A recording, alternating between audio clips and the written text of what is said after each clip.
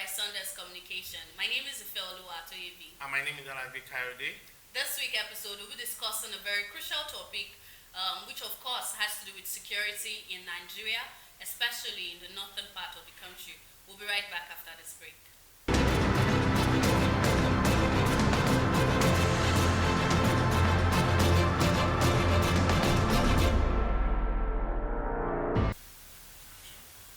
Welcome back. You're still on Top Talks and you're also still on OPC Television. Today, as I earlier said, we'll be looking at security issues in Nigeria, especially with the unfortunate occurrence in the northern part of the country during the weekend, and with what we've seen in the past. We'll be looking on that today, and of course the call by the House of Representatives summoning the president to appear before them, reactions from Attorney General, and also as well our perspective on that. Kayode. Okay, so today we'll be talking about critical issues. We're talking about from the 400 adopted secondary school students in Katsina, Kankara, to be precise. But we'll be talking about the insurgency in Nigeria. If I would like us to know that the level of commitment we put to our security is really, really diminishing. On Saturday, these bandits, these bandits came at about 9:40, and they raided the school and kidnapped 400 boarding house students. Because yes, they give a conclusion, but some voice is still missing because as a Saturday, Sunday, they said they were still having head counts. This morning I saw 400. Although beneath I was reading the news online, people were actually commenting that they don't think they feel it to be more than 400 because I mean some people still said they've not seen their kids and it's more than For the news I gathered, there are about 800 students in that school. It's a government school. Boarding school. It's a boarding school. It's not only a boarding school. There are 800 students there, but we have 400 students. We have 400 boarders in the school. So this is what happened when these people came. The first place they are going to come to is the school. That's the center that's the starting point of that particular Kankara community. So they had no choice than to penetrate into the school, and that's why the school was their first target. Sadly, they killed the security officer at the apart from the policeman at the entrance. No, he didn't die. He was shot on a leg or something. They said he was responding to treatment. Very fine. So they shot him, and they were able to access the school. Now, contrary to what we were hearing, maybe it was from that place. They said the exchanging of gunfire and everything. Because I'm sorry to cut you.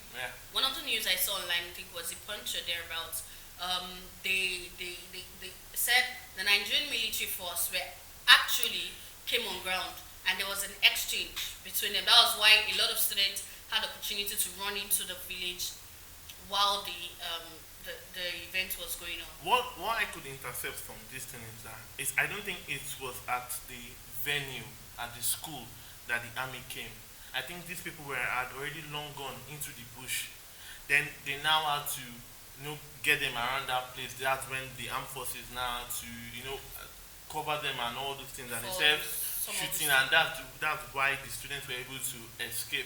I feel these bandits actually took this 400 boarders, the 400 students, and they were already on their way out of till now. According to the news, some students were actually being crossed over the school fence so that they can run into the village, and then. But the way the news was presented when I read it, I think on Saturday morning, was that there was actually a gun battle between the Nigerian military forces and the bandits, and it gave the students the opportunity at that point in time. So what we really, I think what we can't really decode from the news is not evidence enough for us to see is did the Nigerian security officers come in while the bandits were still in the school, or while the bandits are already on the move. It's a bit clumsy. Okay, let me clarify this here.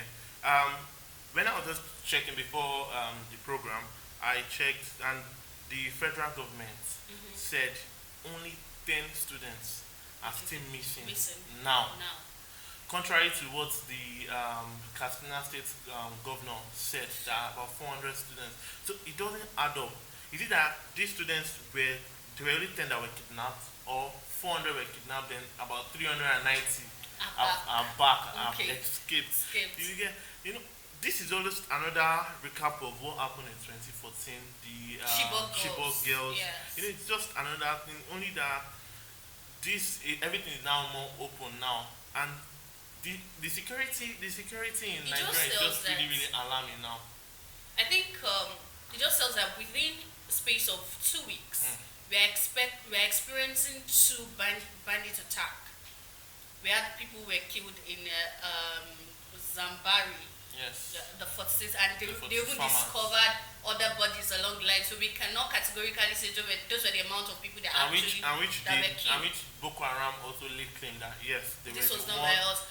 Is this not a wake-up call to our security officer? Look, I think Boko Haram, like, they are back in full force, and they are ready to just, you know, because it seems like there's been a bit of a rest. So probably our military service as well, you know, took a rest, and these people are just, you know, launching attacks at their own will, at the expense of Nigerian lives. For a Nigerian country that has terrorists terrorizing the country, we have the Fulani Taliban, and we also have Boko Haram. It's not a time for security agencies to be resting. I still said it in my last program. I said on my way coming to work one day, I saw somebody lying down on the floor, dead, presumed dead. What happened? This person was going to the office, and they shot this person trying to collect his bag. These things, they are happening because there's no security. We can't even have the CCTV camera on the road to even know, okay, this is what happened. Yes, I mean, although we seem like we are developed nations, I presume they probably would have seen, oh, this place is under attack even before they got close to this place. For example, we now we have a lot to actually work on. We have a situation where in other countries, there's a crime, you commit a crime, maybe concerning, okay, you parked in the wrong place, or you went before the traffic light, and you don't even need to argue. You don't need to argue because it's there on the CCTV footage. All what you just need to do is just accept and pay money and go. Yes. You get, so these things are also part of things that we need in the country. We don't want street lights that you'll be saying sponsored by so honorable because of you did solar street lights. I've been seeing it. That's even another topic entirely. Don't let us even go to that one. So all these things, it just amounts to the level of negligence we just have in our security issue in Nigeria. Okay. Looking at, still on the security issues we're talking about, when we come back, we're going to be looking at the reactions we've gotten from the House, that's the House of Representatives, concerning this, and the presumed reaction of the President to this. We'll be right back.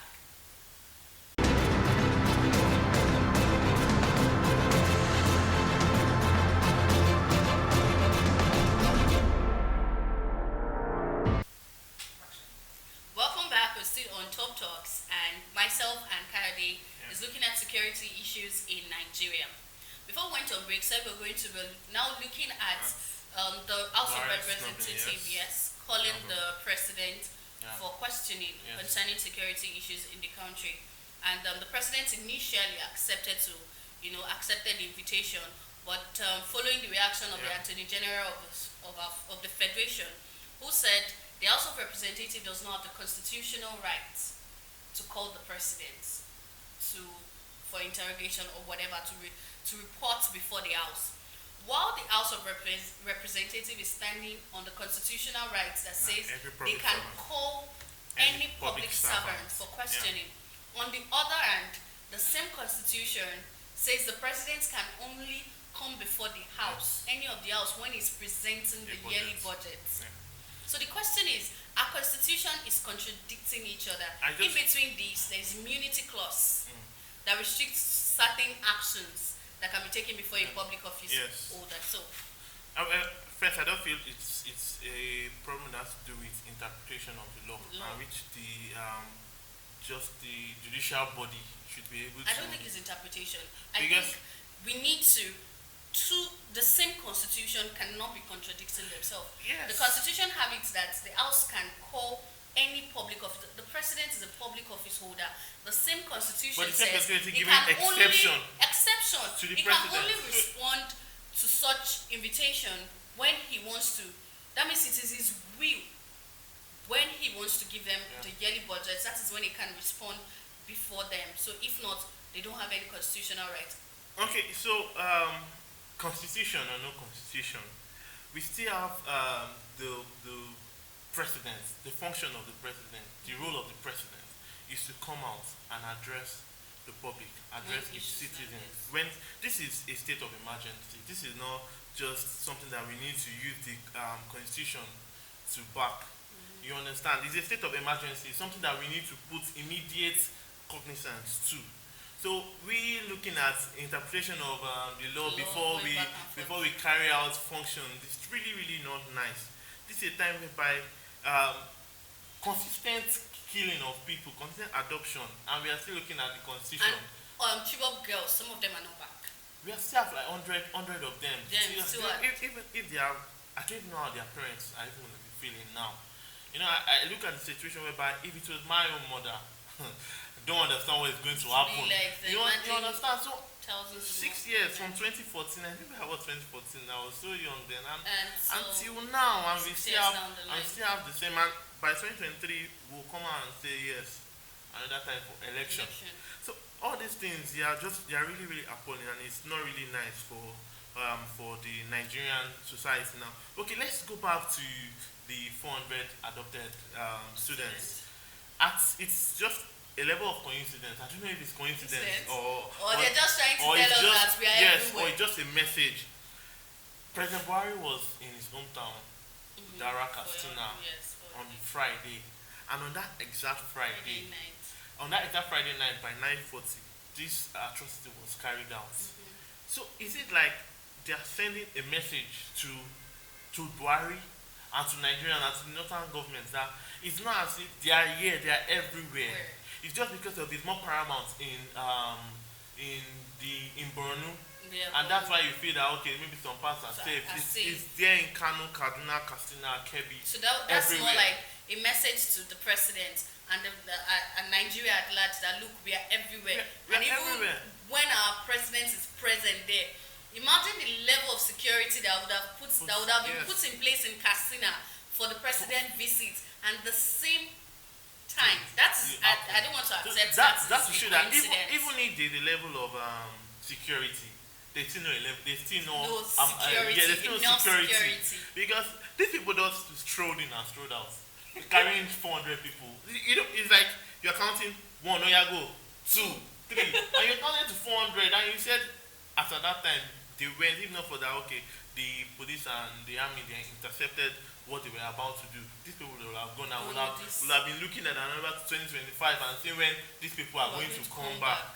So it's really appalling. Like I said, it's not nice for the country that we are. Third terrorized country in the world. I'm saying this again. We are not supposed to be here.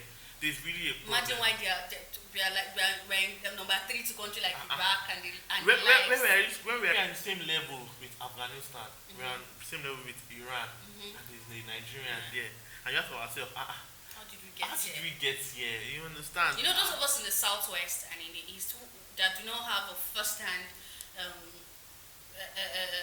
experience of these things, we actually don't know. Yes. But when we see Nigeria being ranked 3rd place to countries like that, I feel like it shows that there's a problem. Unfortunately for there's us, a problem. I've still admitted the two. Unfortunately for us, we are not there, and thank God, because these people cannot just sleep with their 2 eyes closed. Like, yes, so I'm sleeping and I'm waking up. Those of us in you the understand? Southwest, They are on the outlook. Okay, we don't know what's going to happen? What's going to happen? And these things are not really nice. You understand? It's a situation whereby you cannot peacefully say, okay, you want to go somewhere and you come back. It's happening in Lagos, so it's just that we still have a little bit of security that we are still enjoying. And this security, it's because they don't want to visit. I feel like it's because they don't want to visit yet. No, see, there are some states, that they can do things like that. Too many people was it so it's not so much start coming here. Yeah, they just come visit. I'm not here at all. The truth remains that for such an event to occur under the watch of a president, when he is physically present in that particular state, it is a message to us from that body that look, we are not just in Borno, we are not just in Jos, we are not just in where have they attacked before. Yes. We are in everywhere. It shows that probably all in every northern state in Nigeria, and they are so these people have their camp. They are so confident that they are not even scared of Nigerian security. They send videos to actually tell us very that confident. We did this or we are coming to do this. And now this is time for us to really sit up and understand that this is a very critical moment in Nigeria. This is a very critical point in Nigeria. If you miss it now, we have missed it totally. I feel this is not the time for us to start attending blames to people. This is time for us for all hands to be on deck. Every single Nigerian now has the full responsibility concerning the security issue. Every single Nigerian, it's not even all about the security, the government, and everything. I saw a story where they said they've closed down all boarding schools in Katsina. So because they've closed down those boarding schools, that means they cannot go to their houses. I don't know when this Yoruba adage, let me just say it in English. When you say you have headache and you now cut off the head, would that solve the solution? No, it's not going to solve anything. I don't believe that what we should be doing, let us just do it. Don't let us be saying, okay, so if they try and okay, let's say for example they try to get into Buhari's house or not Buhari's house. Okay, they say don't go to the government's place of where they do all their stuff. Universities. Or you shut don't down shut so until they shut the whole knot before we know that okay, yes. So I don't think that's the right step. To some amount it might not just work because they have houses. Are we going to shut the houses? So we want them to sleep outside. So if that one is not going to work, we should put more effort in to tighten our security in Nigeria. That's just it. Well, just as Kayode has said, at this point, security of Nigeria is in the hands of Nigerians. Yes. That means we shouldn't leave our security to the security agencies alone, or it's only the government that is saddled with the responsibility. No, it's all in our hands. Just like there's a public service announcement they usually do on, I think, NTA, whereby they would say, if you see something, say something. So I think this is the time they need to start running that again, to just tell people that once you see something not unusual in your local environment, probably someone could have maybe just cited some sort of movement where you stay, or a bus is just coming into your community, especially those in the north. I think it's time they, let the security officers know about it. All of them should have access to the contact of, who they can reach out when such a thing goes on. And you also made mention of the NTA. NTA is the Nigerian television. It's the official Nigerian television. It's not going to take anybody. It's not going to take the president, anybody, time for them to just come and address the public.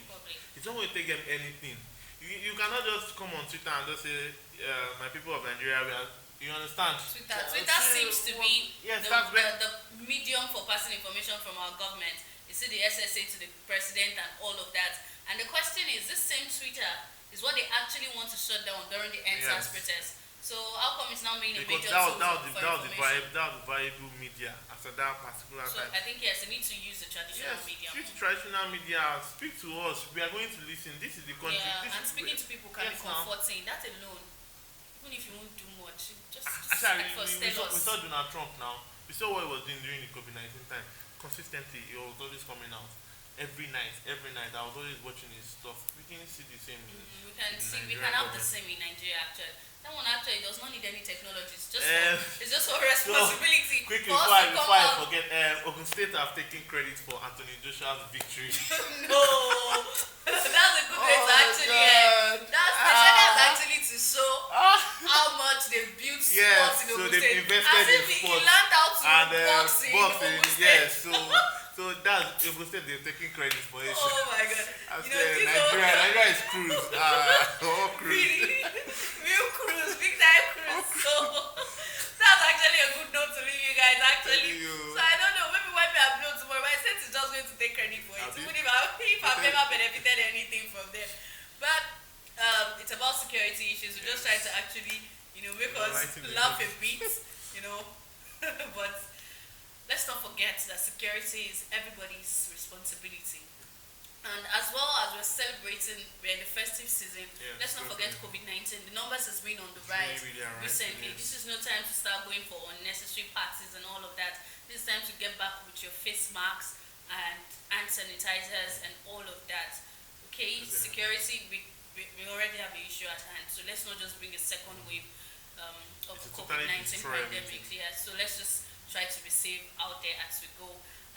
It's been an amazing episode today, and we hope that you had a good time with us. So we'll be back here next week with more juicy discussion for you from myself and Kayode. Have an amazing week. Bye. Bye.